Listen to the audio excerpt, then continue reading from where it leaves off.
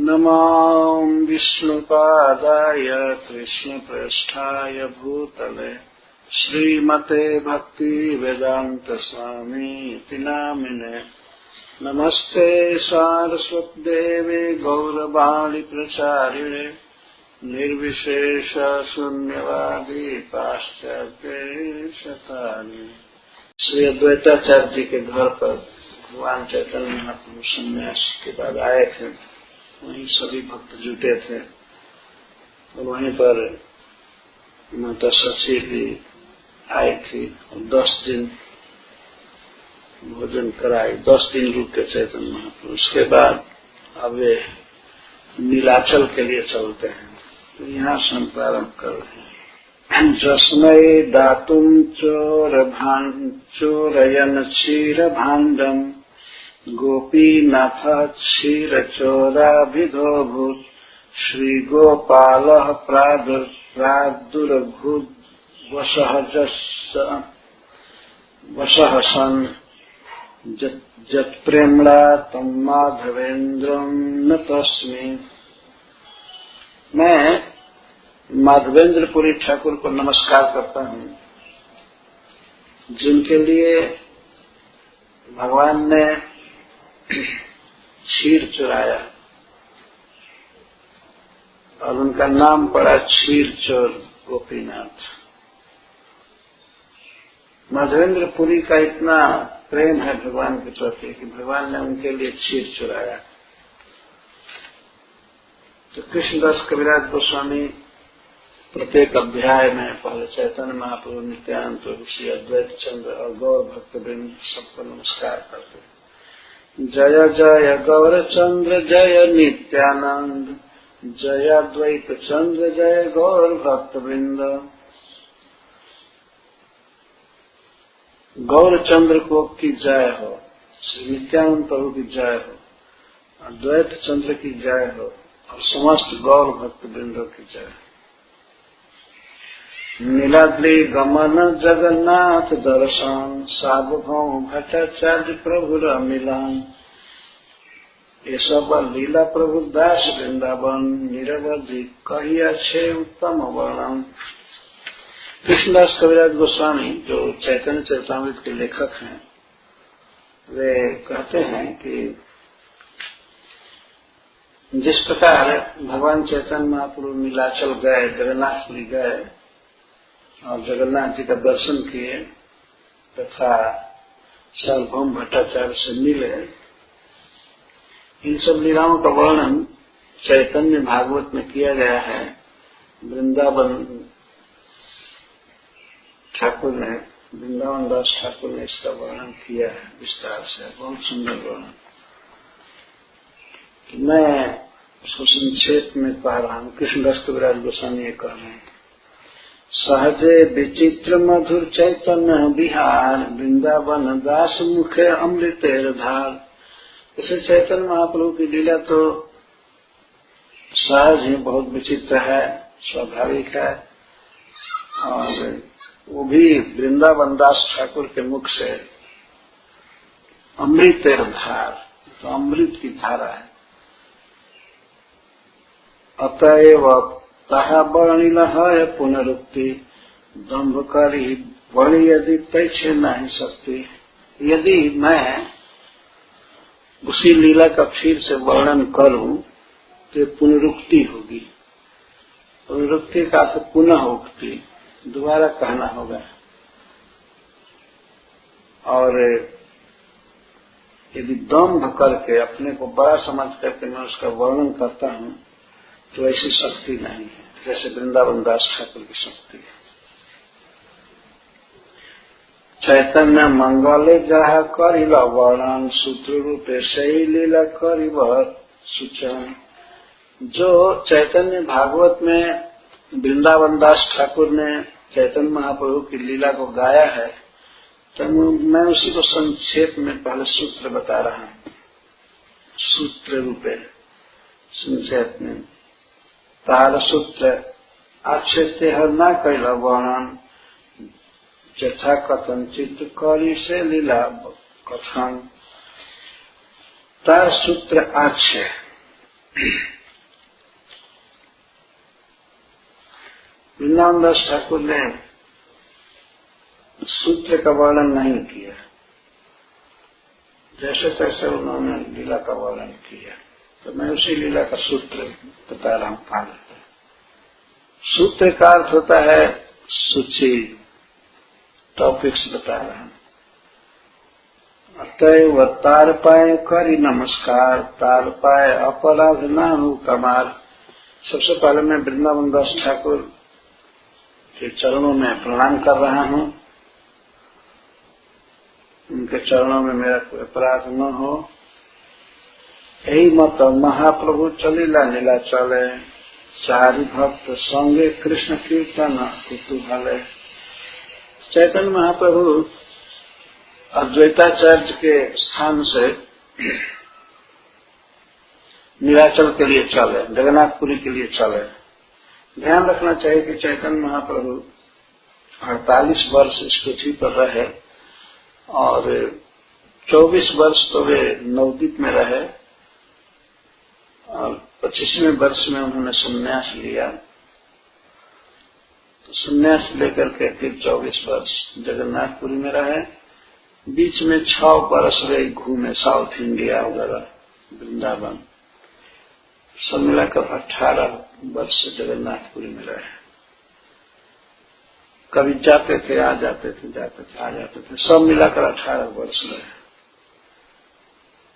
तो जब नवद्वीप से, शांतिपुर से चले जगन्नाथपुरी के लिए, तो उनके साथ 4 लोग थे। नित्यानंद प्रभु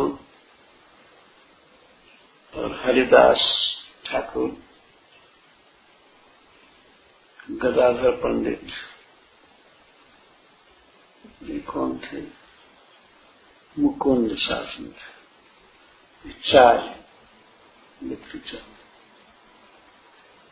करी भक्त संगे कृष्ण कीर्तन कुतूहल। भिक्षा लागी एक दिन 1 ग्राम गिया, आपने बहुत अन्न आनिल मांगिया। जब भोजन का समय हुआ तो चैतन्य महाप्रभु एक गांव में जाकर भिक्षा मांगे और अपने बहुत अन्न अनिल मांगिया, बहुत अन्न लाए, बहुत भात मांगे। पथे बड़ बड़ दानी विघ्न नहीं करे, तासा बारा कृपा करी आइला रे मिला। इस तरह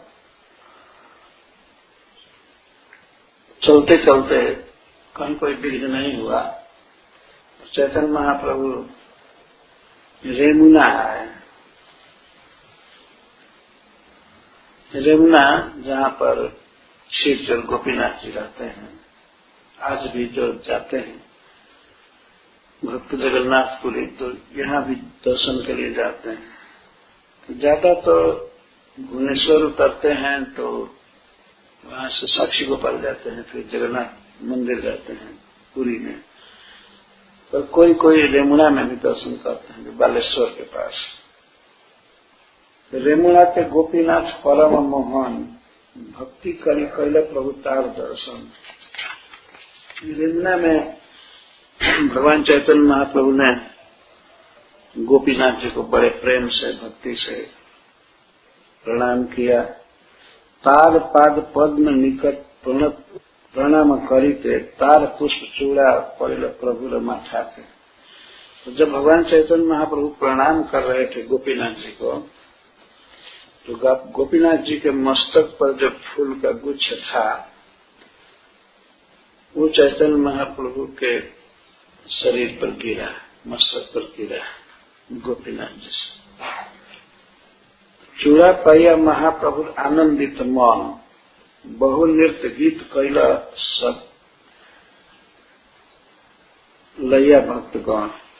तो उस चूड़ा मतलब मुकुट को, जो फूलों का मुकुट था वो गिरा था, तो उसको पा करके चैतन्य महाप्रभु बहुत प्रसन्न हुए और बहुत नृत्य किए भगवान के सामने, और गान चल रहा। बहु नृत्य गीत कैला लैया भक्तगण। भक्तों के साथ बहुत नृत्य और गीत किए। प्रभु रे प्रभाव देखी प्रेम रूप गुण विस्मित अहिला गोपीनाथ पास दास गण। चैतन्य महाप्रभु जब कीर्तन कर रहे थे और नृत्य कर रहे थे, अद्भुत विकार शरीर में होता था, जिसको देख करके गोपीनाथ के पार्षद अर्थात पुजारी वगैरह चकित हो गए, विस्मित हो गए कि ऐसा कीर्तन भी होता है, इतना आनंद। नाना रूपे प्रीते कैल प्रभुर सेवा से रात्रि तहा प्रभु करिल वंचा। बहुत प्रकार से यमुना के पुजारी लोग भगवान चैतन्य महाप्रभु की सेवा किए विविध प्रकार से। तो उस रात पे अर्थात एक रात के लिए चैतन्य महाप्रभु यमुना में ही रुके। महाप्रसाद क्षीर लोभ रहिला प्रभु तथा पूर्वे ईश्वर पूरी तारे कही अचल कथा। तो क्षीर गोपीनाथ जी के प्रसाद के लोभ से चैतन्य महाप्रभु उस दिन रात को रुके थे। नियम यह था कि गोपीनाथ जी को प्रतिदिन शाम के समय, रात के समय भोग लगता था क्षीर का, जो खीर कहता है, पर खीर में चावल नहीं डाला जाता था। ध्यान रखना चाहिए, केवल दूध ही औंठते औंठते गाढ़ा होते होते वो खीर हो जाता था। उसमें इलायची, कर्पूर या थोड़ा मीठा डालते थे।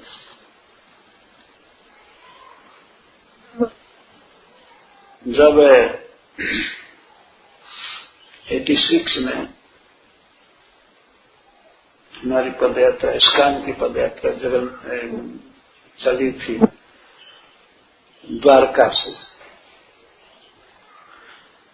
द्वारका से चल करके साउथ इंडिया होते हुए और यात्रा जगन्नाथपुरी पहुंची। और जगन्नाथपुरी से फिर चल करके जब यमुना पद यात्रा पहुंची। पद यात्रा में तो पैदल चलना, ठाकुर जी तो रथ पर रहते थे लेकिन और सब भक्त पैदल, उसको पद यात्रा कहते हैं। श्री लोकनाथ महाराज उसके अध्यक्ष थे और पूरी दुनिया से भक्त उसमें भाग लिए थे, 500 भक्त थे। तो जब यमुना पहुंचे तो सब भक्त कहने लगे यहाँ का गोपीनाथ जी का स्वीट राइस खाएंगे, स्वीट राइस खाएंगे। तो स्वीट राइस कह रहे थे, भीड़ लगी हुई थी। तो पुजारी बार बार कह रहा था स्वीट राइस नहीं है, हमको कहे कि इनको मना करो। तुम हिंदी जानते हो? हाँ, उड़िया बोल रहे, इनको कहो कि इसमें राइस नहीं है केवल दूध है, गाढ़ हो करके है। तो मैं उन लोगों को कहता था this is not rice, sweet और bitter, there is no question of rice, इसमें राइस नहीं है, ये केवल दूध है। लेकिन कितना भी समझाने पर तो स्वीट राइस और पुजारी और इसके साथ मंदिर का महंत भी दोनों उद्विग्न हो रहे थे। कहे इनको कोई समझाने वाला है, ये राइस है स्वीट राइस कह रहे। हम लोग तो फिर खाए वो छेद जो मिलता है गोपीनाथ जी का। तो भगवान चैतन्य महाप्रभु उस रात वहीं रुक गए, क्योंकि रात में ही भोग लगता था। और उसको, उस खीर को सवेरे खाते थे लोग। खीर खाने का यही नियम है कि वो ठंडा खाना चाहिए, गरम नहीं। कभी कभी लोग खीर परोस देते हैं गरम गरम, खाने में अच्छा नहीं। तो रात में भोग लगता था और सवेरे प्रसाद मिलता था। तो चैतन्य महाप्रभु रात को रुक गए भक्त के भाव में है, स्वयं ही गोपीनाथ हैं चैतन्य महाप्रभु, स्वयं कृष्ण है, लेकिन फिर प्रसाद के लोभ से भगवान रुक गए। भक्त के भाव में है ना। क्षीराचोर गोपीनाथ प्रसिद्ध तार नाम, तो ठाकुर जी का नाम था क्षीरचोर गोपीनाथ। पहले गोपीनाथ नाम था, लेकिन क्षीरचोर कब से हो गया उसी कथा कहा जाएगा। तो भक्त गणे कहे प्रभु सहित आख्यान, भक्तों के समाज में चैतन्य महाप्रभु बैठे और क्यों क्षीर चोर नाम पड़ा, इस कथा को वे कहना चालू किए। इस कथा को वे अपने गुरु महाराज से सुने थे, ईश्वरपुरी ठाकुर से। और ईश्वरपुरी शिष्य थे माधवेंद्रपुरी जी के। तो चैतन्य महाप्रभु कथा चालू कर रहे हैं। बहुत विस्तार से कथा है, लेकिन मैं 9 बजे तक कहूंगा, फिर शेष कथा और आगे आगे ऐसे करूंगा क्रम से। पूर्वे माधव पुरी लागी क्षीर कैल चोरी, अतएव नाम हैल क्षीर चोरा हरि। पहले माधवेंद्रपुरी के लिए चैतन्य महाप्रभु कथा चालू कर रहे हैं। माधवेंद्रपुरी के लिए गोपीनाथ जी ने क्षीर चोरी किया था, इसीलिए इनका नाम क्षीर चोर हरि हो गया। क्षीर चोर गोपीनाथ। पूर्वे माधव पुरी लागी क्षीर कैल चोरी, अतएव नाम हैल क्षीर चोरा हरि। तो स्पष्ट है, कठिन नहीं। माधवेंद्रपुरी के लिए क्षीर चुराए थे। पूर्वे श्री माधवपुरी आइलो वृंदावन, भ्रमिते भ्रमिते गेला गिरी गोवर्धन।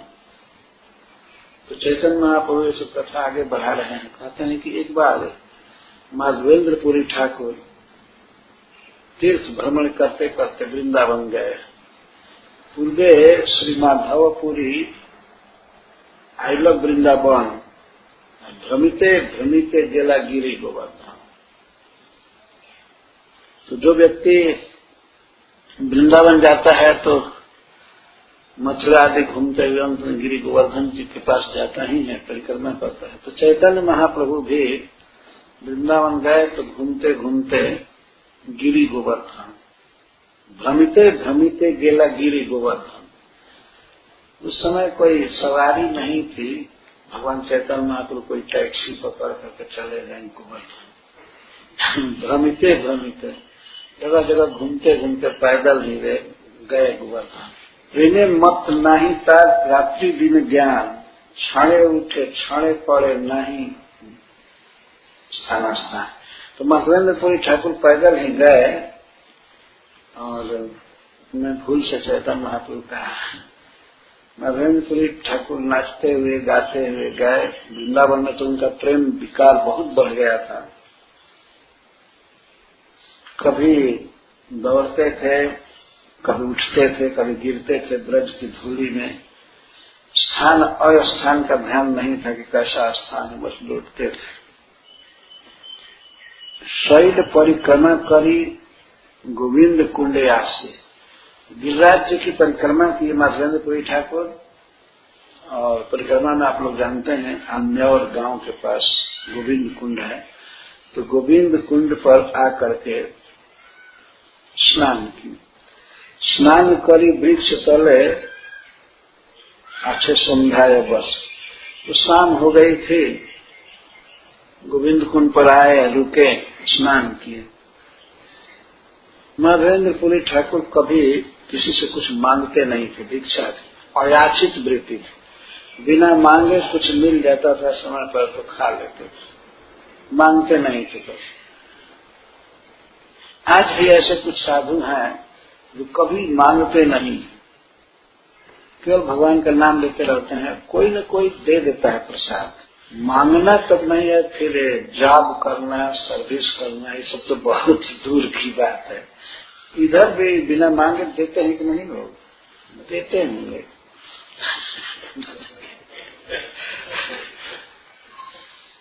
दिन भर बैठा जॉब कर रहा है, दे ही देंगे। सब जगह संत लोग, भक्त लोग होते हैं, लेकिन इतना त्याग कोई करे केवल भोजन मिल जाए, संतुष्ट हो जाए, तब न।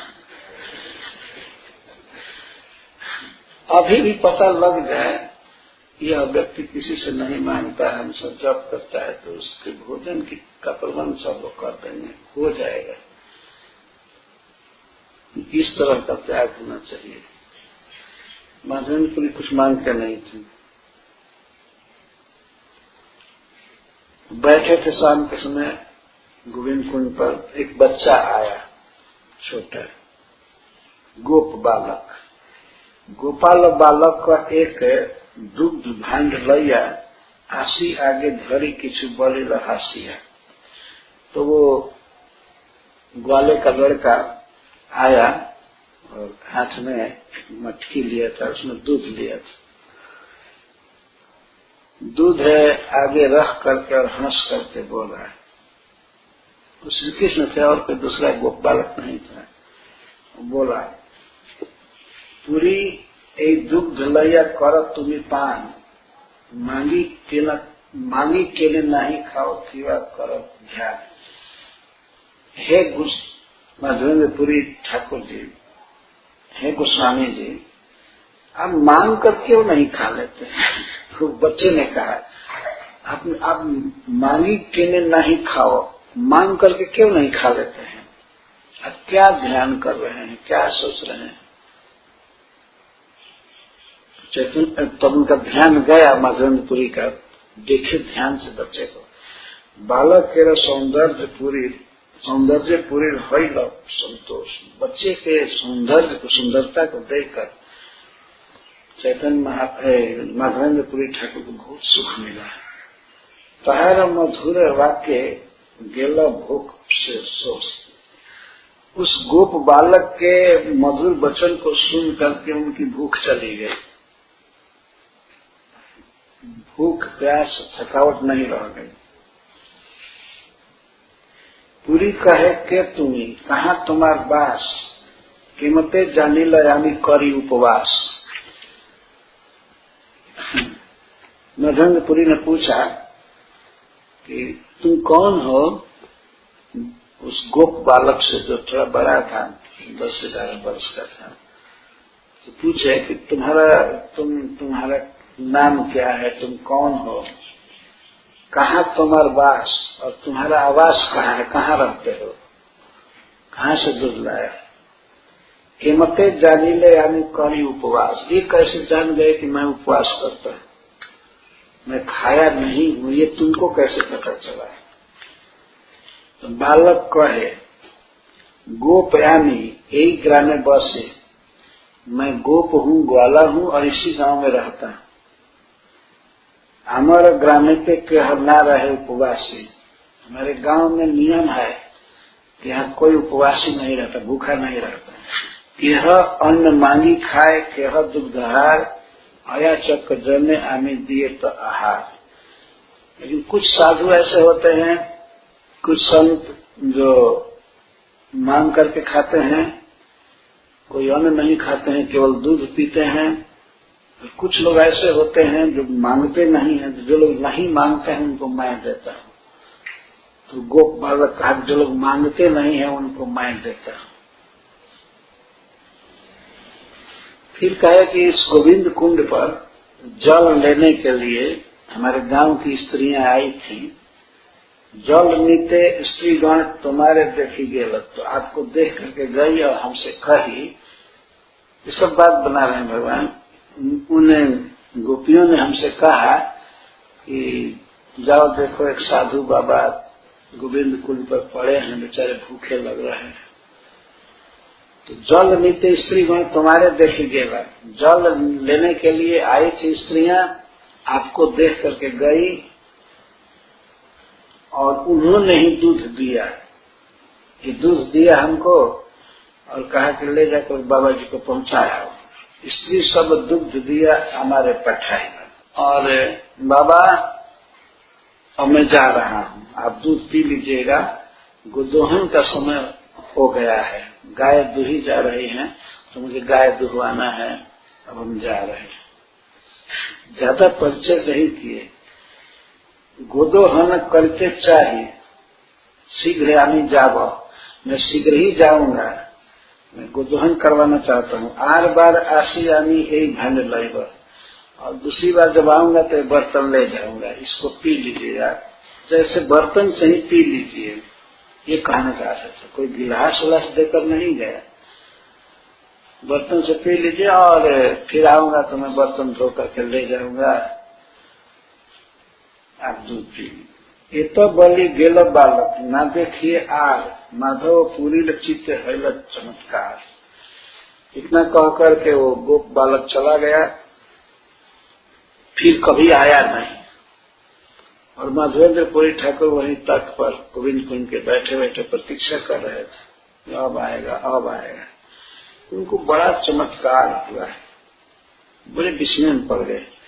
दुग्ध पान करी भांड धोइया राखिला, दूध पी लिए और बर्तन धो करके रखे थे कि वो लड़का आएगा ले जाएगा। बात देखे से बालक पुनः न आएगा। रास्ता देख रहे थे लेकिन लड़का फिर आया नहीं। बसी नाम लय पूरी निद्रा नहीं है, देखी बारे तंद्रा शेष रात्रे तंद्रा है बाहे देती है। बैठ करके नाम जप कर रहे थे कि अब वो आएगा। हरे कृष्णा कृष्ण कृष्ण हरे हरे, हरे राम राम राम हरे। तो नाम लेने लगे ठाकुर माधवेंद्रपुरी। रात्रि के शेष भाग में अर्थात भोर में आधी रात के बाद उन्होंने सपना देखा, तंद्रा आ गई उनको, व्यक्ति कर रहा होता। स्वप्न देखे सही बालक सम्मुख आसी है। तो सपना देखे कि वही बालक फिर सामने आ गया और एक कुंज लैया गेला हाथे पे धरिया और माधवेंद्रपुरी का हाथ पकड़ करके उनको एक कुंज में ले गया। कुंज कहते हैं जहाँ घना वृक्षावली, वृक्ष का समूह हो या लताएं छाई हो, उसको कुंज कहते हैं। तो ले गया सपने में हाथ पकड़कर और ले जाकर कहा, कुंज दिखाइया कहे आमी यही कुंज रही। कुंज दिखा करके कहा कि मैं इसी कुंज में रहता हूँ। भगवान कुंज बिहारी है ना, दिखाए सपने में कि इस कुंज में रहता हूँ। शीत वृष्टि वाताग्निते महा दुख पाए। लेकिन माधवेंद्रपुरी मैं यहाँ रहता हूँ, मैं शीत सहता हूँ, ठंडा बहुत लगता है और वर्षा सहता हूँ, हवा सहता हूँ और कभी कभी अग्नि लगती है या ऐसे धूप रहते है उसको सहता है। घाम, वृष्टि, ठंडा और आंधी आदि से महा दुख पाता हूँ। मैं यहीं रहता हूँ, यही मेरा निवास है, मेरे लिए कोई घर नहीं है। यह बड़ा दुख होता है। ठंडा का मौसम आता है उस समय दुख होता है और गर्मी के समय गर्म लगती है, कभी दवाग्नि लगती है और जोर की आंधी, वर्षा सब सहता। एक काम करो माधवेंद्रपुरी बाबा, ग्रामेर लोक आनी लैया काढ़ कुंज हईते पर्वत परे लैया राख भाल माते। आप एक काम कीजिए कि हमको यहाँ कुंज से निकाल करके जमीन से गांव के लोगों को मीटिंग करके और निकाल करके हमको पर्वत के ऊपर रखिए। पर्वत ऊपरी लैया राख भाल माते, वहां रखिए हमको। यही मठ एक मठ करी तहा कर स्थापन, बहुत शीतल जल कर श्री अंग मार्जन, बहुत शीतल जले कर श्री अंग मार्जन। आप हमारे लिए एक मंदिर बनाइए, मठ बनाइए। और मुझे बहुत गर्मी लगी है तो मुझे वहां स्थापित कीजिए और मेरा अभिषेक कीजिए। अभिषेक का तो खूब स्नान कराना, स्नान कराए, बहुत शीतल जल से स्नान कराएंगे तब ताप हमारा जाएगा। मैं बहुत दुख भोगा, बहुत गर्मी है। तो मंदिर बना करके मेरा अभिषेक कीजिए बहुत शीतल जल से। बहुत दिन तुम्हार पथ करी निरीक्षण, कबे आसे माधव आमा करी वे सेवा। मैं बहुत दिन से, बहुत वर्षों से आपकी प्रतीक्षा कर रहा था, बहुत दिन से आपकी प्रतीक्षा कर रहा था कब माधवेंद्रपुरी आकर के मेरी सेवा करेंगे। कि भगवान ऐसे बोल रहे हैं, बहुत दिन तुम्हार पथ करी निरीक्षण, कब आप आएंगे। मैं बात आपकी देखता रहता था, कबे आशी माधव आमा करी वे सेवन। माधवेंद्रपुरी आकर के कब मेरी सेवा करेंगे, तो मैं आपकी बात देखता था। तुम्हार प्रेम बसे करे सेवा अंगीकार, दर्शन दिया निस्तारी बस सकल संसार। मैं आपके प्रेम के बस में हूँ और आपके प्रेम सेवा को मैं स्वीकार करना चाहता हूँ, आपके हाथ से सेवा चाहता हूँ और दर्शन दे करके मैं सबका निस्तार करना चाहता हूँ। मैं दर्शन दूंगा, मंदिर में रहूंगा तो सब लोग दर्शन करेंगे। श्री गोपाल नाम मोर गोवर्धन धारी, वज्र स्थापित आमी यहाँ अधिकारी। मेरा नाम श्री गोपाल है और मैं ही गोवर्धन पर्वत उठाया था, गिरिवरधारी, वज्र स्थापित आमी यहाँ अधिकारी। भगवान के पौत्र, भगवान के पुत्र प्रद्युम्न, उनके पुत्र अनिरुद्ध, अनिरुद्ध के पुत्र वज्र। ये जातकों का जब विनाश हुआ तो वज्र नहीं मरे थे, वज्रनाभ। तो वज्रनाभ ने हमको स्थापित किया था, यहाँ पर्वत के ऊपर ही स्थापित किया था, गोवर्धन पर्वत के ऊपर। वज्र स्थापित आमी यहाँ अधिकारी। तो मैं इस गोवर्धन पर्वत का, इस क्षेत्र का अधिकारी हूँ, स्वामी हूँ। तो हमको वज्रनाभ जी ने पधारा था, स्थापना किया था। शैल ऊपरी हैते आमा कुंजे लुकाइया। क्या हुआ कि माधवेंद्रपुरी ने सपना में पूछा कि तो आपको पहाड़ पर स्थापित किया था वज्रनाथ जी ने, वहां मंदिर बनाया था, तो आप क्यों इधर नीचे आ गए, कुंज में क्यों आ गए?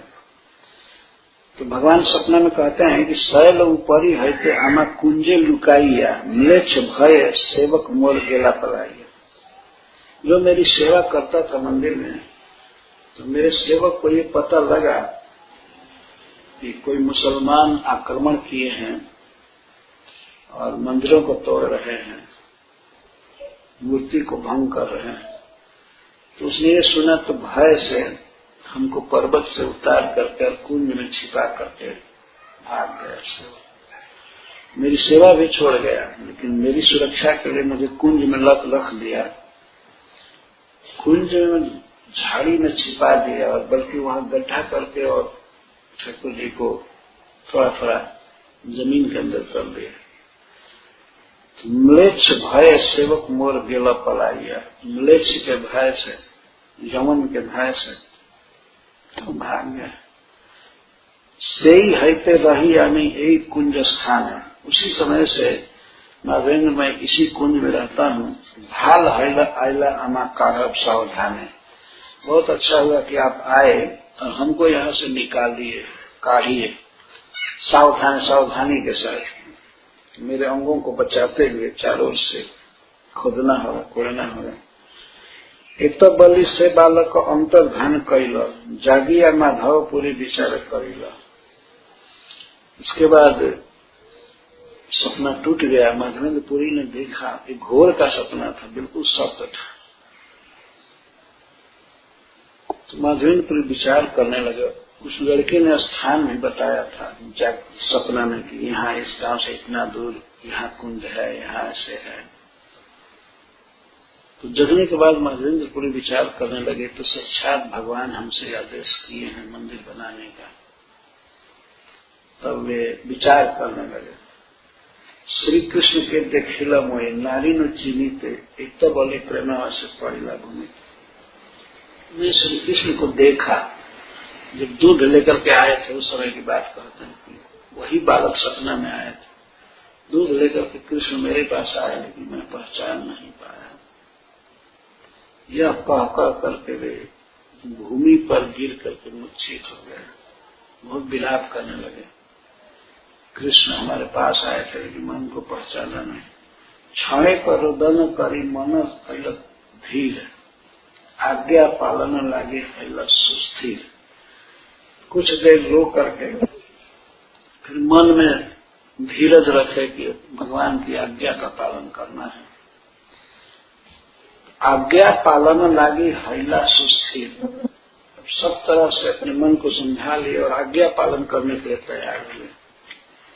प्रातः काल करी पूरी ग्रामे प्रातः स्नान करी पूरी ग्राम मध्य गेला, सब लोग एकत्र करीते लागिला। तो स्नान करके सवेरे माधवेंद्रपुरी अन्यवर ग्राम में गए और सब लोगों को बुलाए, एक सभा किए। ग्रामेर ईश्वर तुम्हार गोवर्धनधारी, जानते हैं आपके गांव के देवता अधिकारी गोवर्धन धारण करने वाले भगवान कृष्ण हैं, और उन्होंने हमसे कुछ कहा। कुंजे आछे चलत तारे बाहिरे से करी। आप लोग सब चलिए, आपके ईश्वर भगवान श्री कृष्ण जो गोवर्धन पर्वत उठाए थे वे यहाँ कुंज में रहते हैं भीतर, चलिए वहां से निकाला जाए। अत्यंत निविड़ कुंज नाही प्रवेशित कुठारे कुदाली लहा द्वार करित, बहुत घना कुंज है। तो आप लोग कुदाल और कुल्हाड़ी टांगी लेकर के चलिए, काटना है और कुछ खोदना है। खोदने के लिए कुदाल और काटने के लिए कुल्हाड़ी चाहिए, और वो लेकर के चलिए। सुनी लोक तार संगे चलीला हरि से कुंज काटी द्वार करीला प्रवेश। तो लोग कुंजों को काटने लगे, झाड़ी के झंकार था उसको काटे, द्वार किए, और उसके बाद कुदाल से खोदे बहुत दूर में, जहाँ से भगवान के किसी भी अंग पर कुदाल न लग पावे, इतना दूर खोदने लगे। थोड़ा खोदने से ही भगवान मिल गए। ठाकुर और देखिल माटी तिले आच्छादित, देखी सब लोग भैला आनंद विस्मय।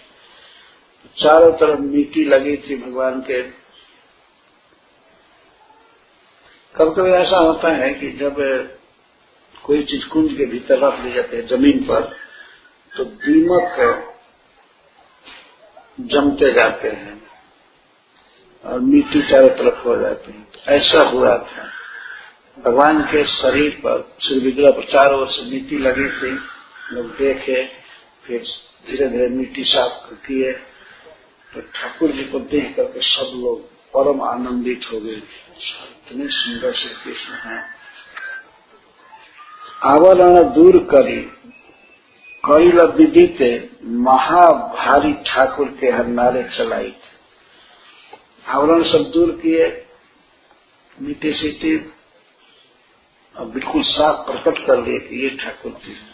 वास्तव में जो नाथ द्वारा में श्री ठाकुर जी हैं, उदयपुर के पास नाथ द्वारा हैं, तो वहीं पर आज हैं। तो उनका नाम श्रीनाथ जी हो गया है। श्रीपद वल्लभाचार्य जी उनकी सेवा किए और उन्होंने नाम दिया श्रीनाथ। ओरिजिनल नाम है श्री गोपाल।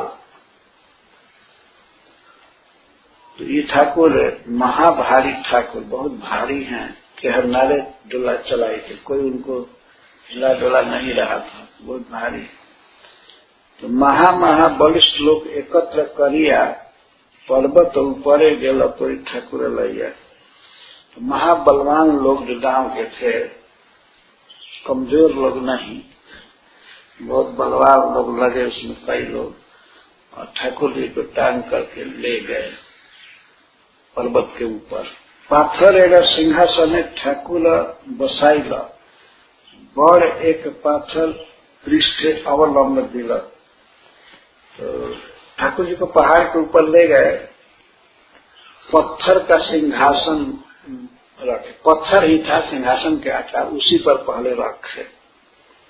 गोवर्धन पर्वत के ऊपर एक पत्थर पर रखे और एक पत्थर उनके पीठ में लगाए जिससे वो गिर न जाए।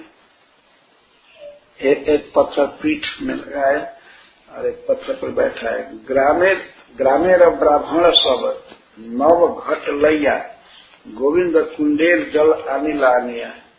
तो गांव के जितने भी ब्राह्मण थे, ये ब्राह्मण सब नया घड़ा ले लेकर के और गोविंद कुंड का पानी लाए।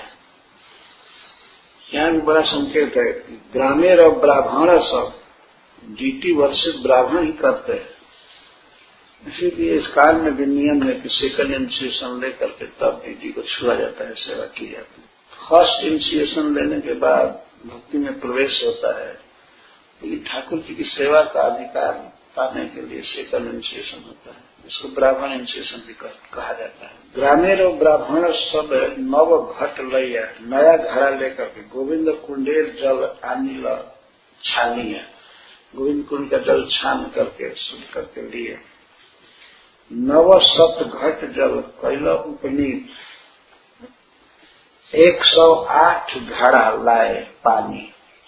भगवान ने कहा था कि हमको बहुत स्नान करने की इच्छा है, स्नान करूंगा तब मेरा ताप जाएगा। नाना वाद्य घेरी बाजे श्रीगण गाय गीत। 100 से ऊपर घड़ा आया, घड़ा में पानी भर करके आया और बाजे बज रहे थे, ढोलक बज रहा था, भेरी बज रही थी, शहनाई, और स्त्रियां गीत गा रही थी। केह गाय केह नाचे महोत्सव हैला, दधी दुग्ध घृत आइल ग्रामे जत छीला। कोई गा रहा था, कोई नाच रहा था, बहुत बड़ा महोत्सव हुआ और गांव में जितना भी दही दूध घी आदि था सब एकत्र किया गया। ये फेस्टिवल में प्रसाद जरूरी है, तो बिना प्रसाद के फेस्टिवल क्या है। और प्रसाद मतलब जिसमें दही दूध घी भरा पड़ा हो, वो प्रसाद। आज भी देखेंगे नाथ द्वारा में जहाँ ठाकुर जी हैं, वहाँ बहुत घी का सामान खाते हैं, बहुत, तो उनको कभी अपच नहीं होता है, स्पिरिचुअल शरीर में। तो वहाँ पर 3 कुआं है घी के, जैसे पहले देखे होंगे 3 कुएं हैं वेल घी के। तो उसमें बड़े बड़े दानी लोग जाते हैं और भगवान के रसोई घर में वो है, उनको पकवान बनाने के लिए कुएं में घी डालते रहते हैं, ट्रक के ट्रक घी ला करके उसको भरते रहते हैं और उसी कुआं में से भगवान के भोग के लिए जाता है घी। वैसे चम्मच से नहीं निकालते हैं, बाल्टी जैसे कुआं में से पानी निकालते हैं वैसे बाल्टी से घी खींच खींच कर जाता है। हम भी खींचे हैं, देखे हैं। हमारे साथ एक व्यक्ति गए थे तो हमने कहा कि आप क्या देख रहे हैं, घी डालिए निकालिए, हम निकालने के लिए रसोई लोग निकालेंगे, आप डालिए। हमारे साथ अमेरिका से गए थे, अपने इंडियन थे, तो उन्होंने डाला 40 किलो घी डाला, कितना डाला तो डालते ही रहते हैं। और भगवान के सेवक उसमें से घी निकाल कर उनके लिए पकवान बनाते रहते हैं। खूब पकवान बनता है ठाकुर जी के लिए, केवल घी का पदार्थ सालों भर कई टाइम खाते रहते हैं। ये जगन्नाथ जी 52 बार खाते हैं, 52 टाइम्स। लेकिन ये तो सब्जी और भात भी खूब खाते हैं।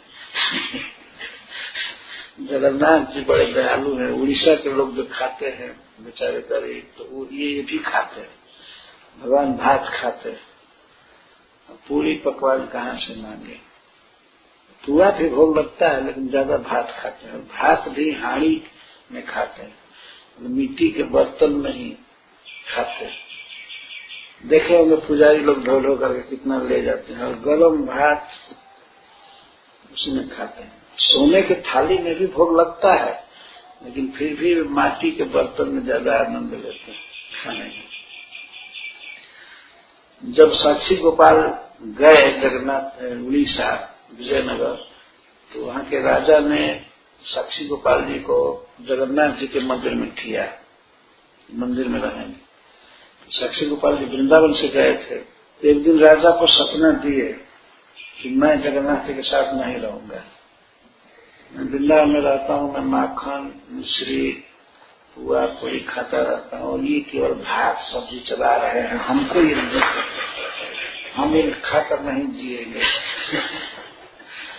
तब राजा ने साक्षी गोपाल नाम का मंदिर पुरी से 18 किलोमीटर दूर बनाया, जो इस समय है। भगवान ने स्वयं कहा कि हम इनके साथ नहीं रहेंगे, कई दिन से भूखे मर रहे हैं, ये भात और सब्जी ये कोई भोजन है? इनको पकवान चाहिए, घी में बना हुआ। सखी गोपाल जी वृंदावन के हैं, और यदि श्रीनाथ जी गोपाल जी के वृंदावन के हैं, तो इनके लिए घी के 3 कुआं है, उसी से इनका प्रसाद बनता है। गांव का दूध सब इकट्ठा किया गया, दही भी और घी भी। दधी दुग्ध घृत आइल ग्रामे जप छीला, भोग सामग्री आइल संदेशादी जप, नाना उपहार तहा कहते पारी कर। मैं कितना कहूं, खूब मिठाइयां बनी, अनेक मिठाइयां, संदेश आदि। अब मैं कितना कहूं, क्या क्या बनाई, कहने में मेरी शक्ति नहीं है। कृष्णदास कविराज गोस्वामी कह रहे हैं कि मैं नहीं कह पाऊंगा। ये तो चैतन्य महाप्रभु कहते हैं, कथा कह रहे हैं ना वे। तुलसी आदि पुष्प वस्त्र आइल अनेक, तुलसी आदि पुष्प वस्त्र आइल अनेक, आपने माधवपुरी कैला अभिषेक। सब चीज आया, वस्त्र भी नया पहनाने के लिए भगवान को, और तुलसी पुष्प, मधुवेंद्रपुरी स्वयं अभिषेक करने लगे। अमंगला दूर करी कराइल स्नान, बहु तैल दिया कैल श्रीअंग चिकन। जो भी मिट्टी से इत्यादि कुछ भी लगा था तो उसको दूर किया गया, स्नान करा करके, मलमल करके। और इसके बाद तब भगवान के श्रीअंग में, शरीर में तेल लगाया गया, सुगंधित तेल बहुत अच्छा मालिश किया गया, और शरीर चिकना हो गया। शरीर कैल चिकन, श्रीअंग कैल चिकन। पंचगव्य पंचामृत स्नान कराइया, महास्नान कराइला सत घट दिया। तो पहले पंचगव्य से स्नान कराया गया, इसमें घी, दूध, दही आदि, और गाय का मूत्र भी थोड़ा डाला जाता है, गोबर भी नाम मात्र, इसको पंचगव्य कहते हैं। गव्य मतलब गौ का उत्पादन। दूध है, दही, घी तो है ही, इसके साथ साथ गोमूत्र थोड़ा सा और गोमय, इसको पंचगव्य कहते हैं। पंचगव्य और पंचामृत से स्नान कराए, और इसके बाद महास्नान, महाअभिषेक शुद्ध जल से, जो 100 घड़े में रखा गया था उस जल से स्नान कराया गया। पुनः तैल दिया कैलाश श्रीअंग चिकन, और स्नान के बाद फिर पोंछ करके फिर तेल लगाया गया। गंध शंख गंधोदके कैलाश स्नान समाधान, अंत में गंधोदक को शंख में लेकर के स्नान कराए। लास्ट में शंख में जल लेकर के सुगंधित जल से स्नान कराए। श्रीअंग मार्जन करी वस्त्र पराइला, चंदन तुलसी पुष्प माला अंगे दिला। श्रीअंग का मार्जन करके पोंछ करके फिर वस्त्र पहनाए, और वस्त्र पहनाने के बाद चंदन लगाए, तुलसी पुष्प माला अंगे दिला, तुलसी चरण में दिए, और पुष्प की माला, फूल की माला पहनाया। धूप दीप करी नाना भोग लगाइला, दधी दुग्ध संदेश आदि जब तक किछु आइला। इसके बाद धूप दीप, भगवान को दीपक दिखाए, आरती किए, और इसके बाद भोग लगाए, स्नान आदि करा करके भोग लगाए। दधी दुग्ध संदेश आदि, दही दूध और जो भी मिठाइयां बनी थी, जब किछु आइला, जो भी वहां आया सब भोग लगाए। सुवासित जले नव पात्र समर्पिला, आचमन दिया से तांबुल निवेदिला। और सुवासित जल, सुंदर सुगंधित जल नए बर्तन में समर्पित किए भगवान के पीने के लिए। इसके बाद आरती किए। लास्ट आरती का करी कैला बहुत स्तवान, दंडवत करी कैला आत्मसमर्पण। फिर भगवान की आरती किए, और आरती करके बहुत स्तुति किए। स्तुति के बाद फिर दंडवत प्रणाम किए। दंडवत प्रणाम केवल वाणी से नहीं होता है, दंडवत ज्यादातर ऐसे ही चल रहा है। एक बार विनोबा जी आए थे बनारस, भारतवर्ष में बुद्धांजलि के प्रवर्तक थे। वे कहते हैं कि दंडवत 2 प्रकार का होता है। वे बोल रहे थे, मैं बनारस हिंदू यूनिवर्सिटी में था उसमें, तो आए थे बोल रहे थे दंडवत 2 तरह का होता है। डंडे की तरह खड़ा रहना, यह भी दंडवत है। वो बोल रहे। और डंडा जैसे झुकता है तो मुड़ता नहीं है, डंडा जमीन पर गिरेगा तो सीधा गिरेगा, इसको दंडवत प्रणाम कहते हैं। केवल दंडवत में वो बोल रहे थे कि इसको दंडवत प्रणाम कहते हैं। तो प्रणाम ऐसे करो कि हाथ आगे जाए, हाथ एक हुआ है। अच्छा, सिर जमीन में रहे 2, और वक्षस्थल भी जमीन में सटा रहे, और पैर पीछे जाए सटा रहे।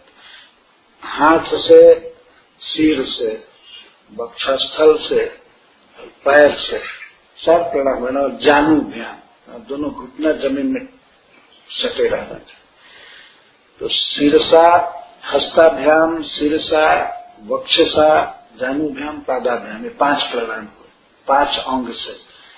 और इसके साथ भगवान को देखकर प्रणाम करना चाहिए, देखना, और मन में भी झुकना चाहिए। ये नहीं कि दूसरे को देखा भी उसे क्या करना, झुकना पड़ रहा है, इसका मतलब मन से नहीं किया हो। मन से भी प्रणाम करना चाहिए, और वचन से कुछ कहना चाहिए, गोविंद मार्ग पुरुषम तम हम जाने, या जो भी प्रणाम के मंत्र हैं, नमो महाबदान्याय इत्यादि। तो वाणी से, मन से और आंख से 3 प्रणाम ये हुआ, और शरीर से 4, मतलब 5, सब मिलाकर के 8 अंग, अष्टांग। तो इसको साष्टांग प्रणाम कहते। हमने अयोध्या में देखा, वहाँ बहुत ऐसे लोग प्रणाम करते थे, लेकिन रास्ता चलते चलते दंडवत ऐसे बोलते रहते। दंडवत हम लोग वैसे बोलते रहते थे करके। इस कान में भी कभी कभी लोग बोलते दंडवत, दंडवत ऐसे खड़े खड़े हो गया दंडवत। तो भगवान के नाम से प्रणाम किया जाता है। तो हरे कृष्ण बोले भी प्रणाम है, सत्कार है वैष्णव का। तो भगवान चैतन्य महाप्रभु दंडवत करी कैला आत्मसमर्पण, दंडवत प्रणाम करके अपने आप को समर्पित किए। तो मैं आपका हूँ, आपके चरणों का मुझे प्रेम मिले, सेवा मिले। क्योंकि चैतन्य महाप्रभु भक्त के भाव में है, भगवत भाव में नहीं है। ये सोचे करे मैं भी भगवान नहीं, ऐसे नहीं। ग्रामेर जतेक तंडु दाल गोधूम चूर्ण सकल आनिया कैला पर्वत हैला पूर्ण। गांव में जितना भी चावल था, ये रसोई के लिए बनाया, एक जगह रसोई बनने लगा। अभी तो भोग लगा शुरू में, इसके बाद फिर अब चालू हुआ। तो जितना चावल था, जितना दाल था, और गोधूम चूर्ण मतलब आटा या बेसन, सकल आनिया दिल पर्वत, सब लोग गांव के लोग लाए, हमारे घर का लगना चाहिए, हमारे घर का लगना चाहिए, हमारे घर का। तो पूरा पहाड़ पर वो छा गया, भर गया पहाड़। कुंभकार घरे छिलत जे मृद भाजन से अनाइल प्राप्त चढ़ीला लंघन। और उस गांव में अब कुंभकारों के पास जितना बर्तन था, बड़ा बड़ा बर्तन, सब मंगाया गया, और सवेरे पाक होने लगा। दूसरे दिन की घटना है, तो हो सकता है उसी दिन हुआ हो। तो रंधन होने लगा। 10 बीत पर अन्न रांधी करे एक स्तूप। 10 ब्राह्मण चावल पका रहे थे। चावल पका करके पर्वत के ऊपर ही स्वच्छ शिला पर, बहुत विस्तार से फैली हुई शिला थी, तो उसके ऊपर स्तूप बना दिए पूरा। भात इतना बनाए कि बहुत दूर से दिखाई पड़ रहा था, उजला स्तूप बना दिए। जना 5 रांधे व्यंजनादि नाना सूप, और 5 ब्राह्मण बना रहे थे सब्जी बना रहे थे। और वन में शाक फल मूले विविध व्यंजन, इसके साथ साथ वन में मिलने वाले फल फूल मूल आदि, मतलब सलाद बनाया गया, कहीं का सैलड सलाद बना के बड़ा बड़ी कड़ी करे। कोई ब्राह्मण बड़ा बना रहे थे, बड़ी बना रहे थे, कोई कढ़ी बना रहे थे। जना 5-7 रोटी करे राशि राशि, और 5-7 आदमी मिल करके रोटी बना रहे हैं, घी में उसको सिद्ध कर रहे थे। रोटी अन्य व्यंजन सब रहे घी के भाषे। तो जो भी अन्न या सब्जी बनाई जा रही थी उसमें पर्याप्त घी डाला गया था। घी बहुत अच्छा था, घी में सिक्त थे सब पदार्थ। नव वस्त्र पातिता है, पला से पात, रांधी रांधी तारे ऊपर राशि कैला भात। भात कहाँ रखा गया था? पत्थर पर पहले शुद्ध नया वस्त्र धो करके बिछाया गया था, और उसके ऊपर पलाश के पत्ते बिछाए गए, और उस पर भात रखा गया था। आर पास रोटी राखिर पर्वत है, और पास में रोटियां बना करके रखी गई, तो वो भी पहाड़ जैसा ही लग रहा था, तो मतलब बहुत ज्यादा। सूप आदि व्यंजन भांड चौदी के भरीला, और सूप सब्जी और दाल आदि सब बर्तन में रखे गए चारों तरफ। इस तरह से गोपाल को भोग लगाया जा रहा है। तार पास दधी दुग्ध माठा शिखरिणी, और उसके पास में दही दूध खूब बांटा हुआ, दही सजा, दही माठा छाछ, और शिखरिणी श्रीखंड, पायस मथनी सब पासे धरिया। इसके साथ पायस कहते हैं स्वीट राइस, ये सब रखे गए। हेना मत अन्नकूट करिल साजन, पूरी गोसाई गोपाले कैला समर्पण। अन्नकूट के दिन, दिवाली के एक दिन बाद, नागेंद्रपुरी ठाकुर ने भगवान को इस तरह से भोग लगाया।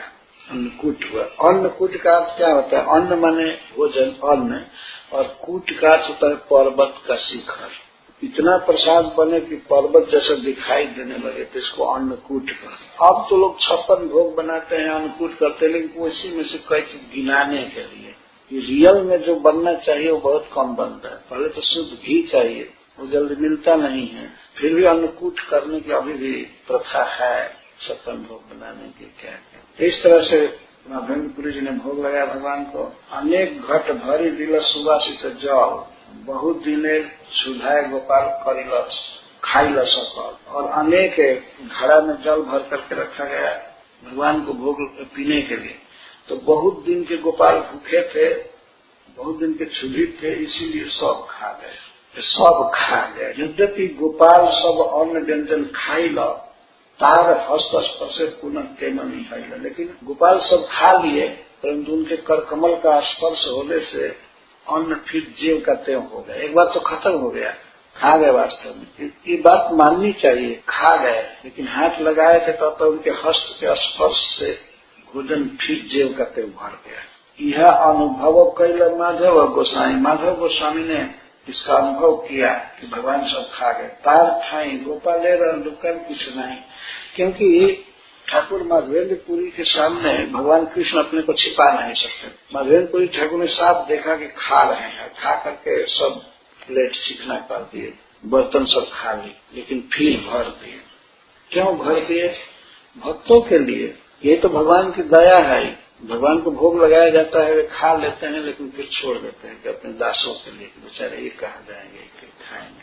एक नास्तिक व्यक्ति था, हमसे कहा कि यदि ठाकुर जी खा जाते तो आप लोग भोग नहीं लगाते हैं। कहा कि अगर खाते डायरेक्ट देखा कर तो और ज्यादा भोग लगाते। क्या किसी का बच्चा खा लेता है, पत्नी खा लेती है, तो फिर उसको नहीं खिलाता है? वो रोज तो खा ही रहे हैं ना, खाने के बाद भी भोजन दे ही रहा है। कोई ऐसा है कि सोचे कि तो खा रहा है इसलिए इसका बंद करो मत दो। तुम कैसे ऐसे बोल रहे हो? ठाकुर जी खाते डायरेक्ट तो लोग नहीं भोग लगाते, और ज्यादा लगाते। एक बार हमने सुना था, जब मैं अमेरिका में था और देखा भी, गणेश जी दूध पी रहे हैं, ये हल्ला हुआ चारों तरफ। तो मैं लॉस एंजलिस में था, तो मैं भी श्रद्धा करता था देवताओं पर, उनकी शक्ति पर, फिर भी कुछ संदेह हुआ तो मैं खुद गया। एक भक्त था हमारे गांव के पास था, तो कहा कि गणेश जी दूध पी रहे हैं। पास में ही गणेश जी थे एक घर में, तो मैं भी गया, तो दूध वहां लाए थे लोग। बड़ा कलछुल था, चम्मच बड़ा, तो मैं ऐसे लिया उनके पास रखा मुख के पास, तो दो कलछुल खत्म हो गया और आधा से भी ज्यादा तीसरा वो नहीं पी रहे थे। 2 कलछुल पी गए, तीसरा भी कुछ, लेकिन इसके बाद तभी हुआ कि नहीं अब नहीं पी रहे। उनका पेट भर गया गणपति जी का। तो हाँ, वास्तव में ये सत्य घटना है। कोई नास्तिक व्यक्ति विश्वास न करे, लेकिन जो आंख से बात देखी गई है उसको हम लोग कैसे नकार सकते हैं। देवताओं में तो शक्ति है ही ना, कभी कभी अपनी शक्ति का प्रकाशन करते हैं। तो भगवान गणेश जी ने पिया दूध। इस तरह से भगवान ने सारे भोजन को कर लेते हैं। आज भी भगवान को जो भोग लगाया जाता है प्रेम से, भक्ति से, तो भगवान उसको लेते हैं, ग्रहण करते हैं और शेष छोड़ देते हैं अपने दासों के लिए कि ये खाएं। तो एक दिन ऊपर उद्योग ऐसे महोत्सव कैला, गोपाल प्रभावे है अन्य न जानेला। इस तरह से गोपाल के प्रभाव से इतना बड़ा महोत्सव हुआ। तो आचमन दिया दिल विड़क का संचय आरती करिल लोके करे जाए जाए। फिर आचमन कराए भगवान को, आचमन करा करके हाथ धुला करके इसके बाद तांबूल दिए, पान खिलाए, बीड़ा दिए भगवान को खाने के लिए। उसके बाद आरती किए। आरती के बाद सब लोग जय जयकार कर रहे थे। सज्जा कराइला नूतन खाटी आनिया, नौ वस्त्र अनितार ऊपर पातिया।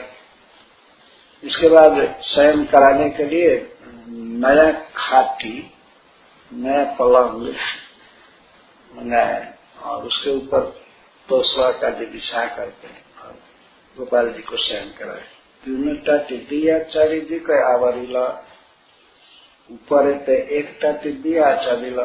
टाटी आप समझते होंगे, जैसे पंडाल बनाया गया है ऐसे तीर से, मूंज से टाटी बनाई जाती है। तो मंदिर तो अभी बना नहीं था, पत्थर के ऊपर ठाकुर रखे गए थे, तो चारों तरफ से टाटी दिए आड़ की, और ऊपर से भी एक टाटी धूप सैर करने के लिए। पूरी गोसाई आज्ञा दिला सकल ब्राह्मण आबाल वृद्ध में लोग कराह भोजन। इसके बाद पूरी गोस्वामी ने कहा कि जितने लोग हैं गांव के सब लोग भोजन कीजिए, भगवान का प्रसाद खाए। तो पहले ब्राह्मण लोग प्रसाद खाए, इसके बाद गांव के बालक वृद्ध स्त्री पुरुष सब खाए।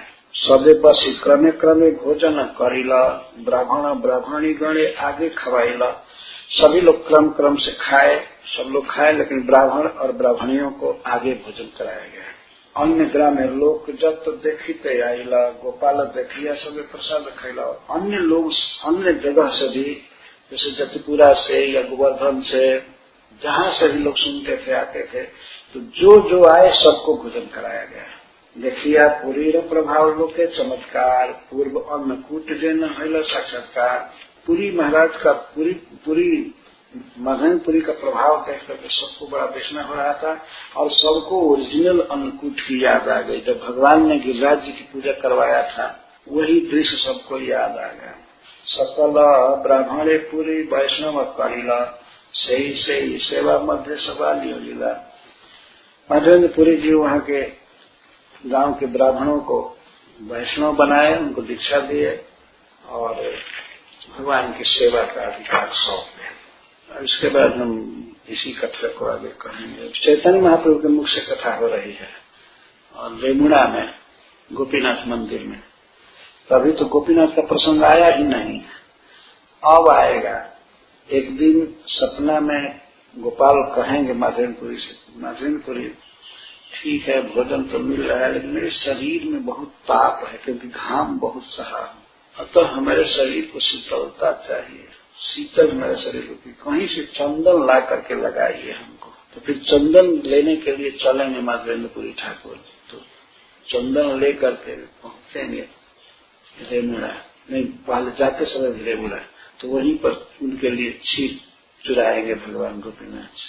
ये कथा बाकी रह गई, कल पूरा किया जाएगा। हरे कृष्ण, जय श्री राम।